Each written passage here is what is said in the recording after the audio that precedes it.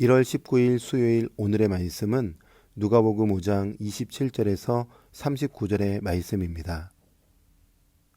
그 후에 예수께서 나가사 레위라 하는 세리가 세관에 앉아 있는 것을 보시고 나를 따르라 하시니 그가 모든 것을 버리고 일어나 따르니라. 레위가 예수를 위하여 자기 집에서 큰 잔치를 하니 세리와 다른 사람이 많이 함께 앉아 있는지라. 바리새인과 그들의 서기관들이 그 제자들을 비방하여 이르되 너희가 어찌하여 세리와 죄인과 함께 먹고 마시느냐. 예수께서 대답하여 이르시되 건강한 자에게는 의사가 쓸데없고 병든 자에게라야 쓸데있나니 내가 의인을 부르러 온 것이 아니요 죄인을 불러 회개시키러 왔노라.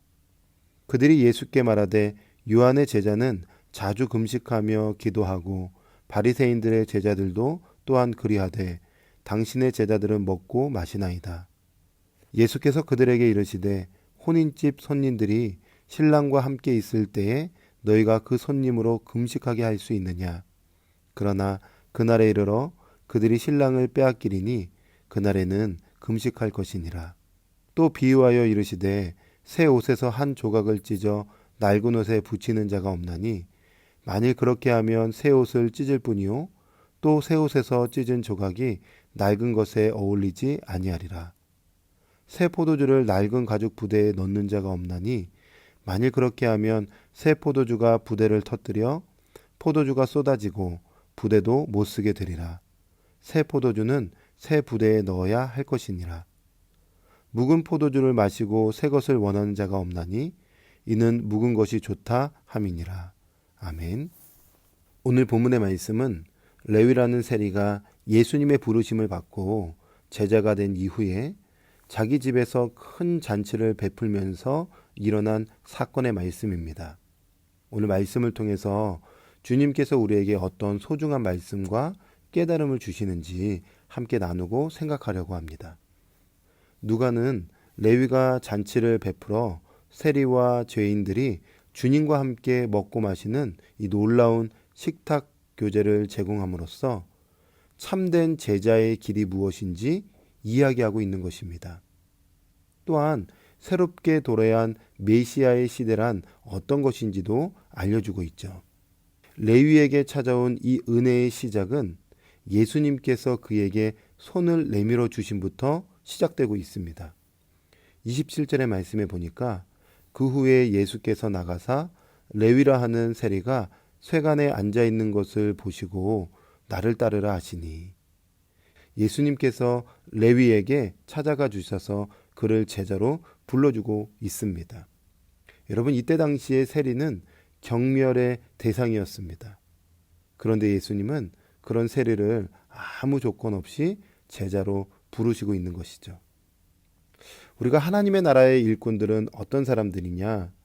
세상의 탁월함이나 능력으로 되는 것이 아니라 전적인 하나님의 은혜, 주님의 은혜로 되어짐을 알아야 하는 것입니다. 그래서 한 사람 한 사람이 교회에 왔을 때 그의 외모로 판단하면 안 되는 것이죠. 그가 갖고 있는 세상의 지위로 판단해서는 안 되는 것입니다. 오래전 안산동산교회를 섬기셨던 김민중 목사님이 이런 간증을 하셨어요. 어떻게 당신이 그리스도의 제자가 되었는지 간증해 주셨죠. 대학교 때에 CCC라는 선교단체에 들어가게 되었는데 그 선교단체에 들어가게 된 동기가 예수님을 믿으려 함이 아니라 여자를 만나보려고 동아리에 들어갔다가 따뜻한 선배가 주는 복음과 사랑으로 말미암아 그리스도의 제자가 되었고 일평생 복음을 전하는 사명자가 되었다는 것을 간증하셨습니다. 놀랍죠. 그냥 공동체에 여자친구를 만나러 갔다가 주님께서 그를 만나 주셨고 하나님의 귀한 종으로 세워주셨던 것입니다. 이처럼 교회는 주님의 은혜를 입은 사람들이 함께 세워져 가는 것입니다.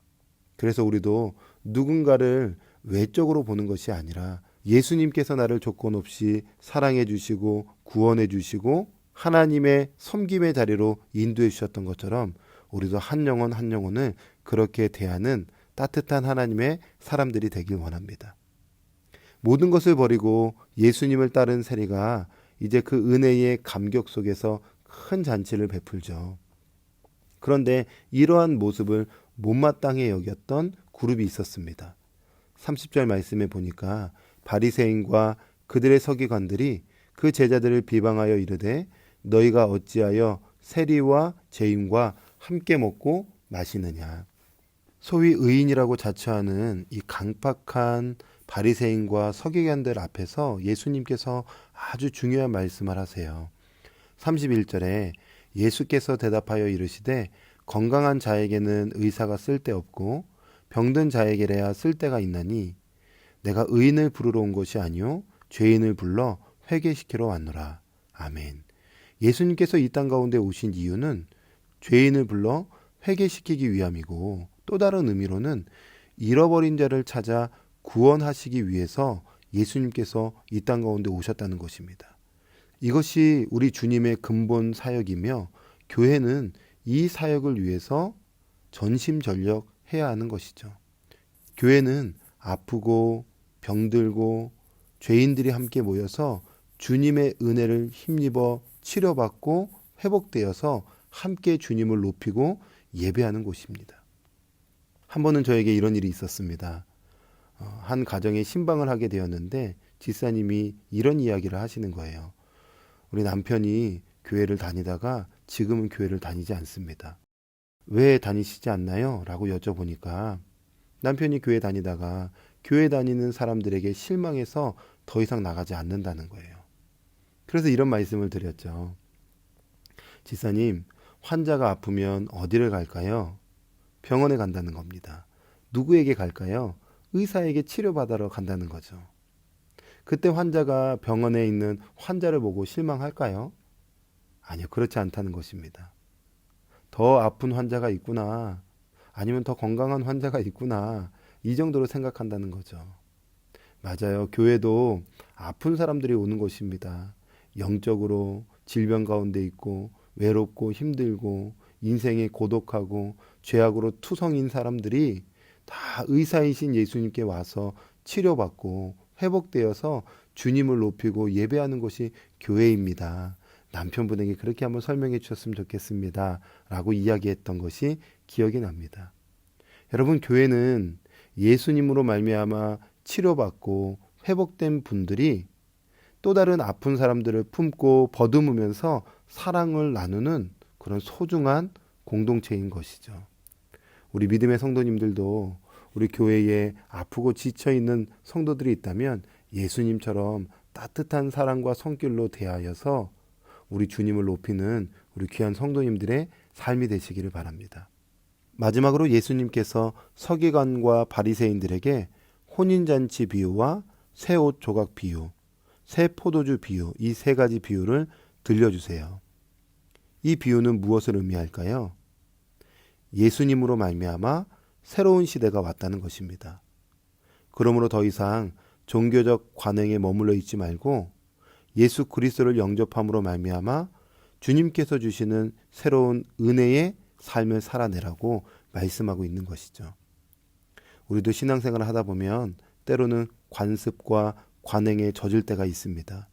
날마다 주시는 그 은혜를 누리기보다도 그냥 습관에 따라서 신앙생활 할 때가 있는 것입니다. 그러면 굳어지는 것입니다. 마음이 강팍해지는 것이죠. 진리의 성령님께서는 오늘도 우리 가운데 내주해 주셔서 새로운 진리의 샘물을 주시기를 기뻐하시는 분이세요.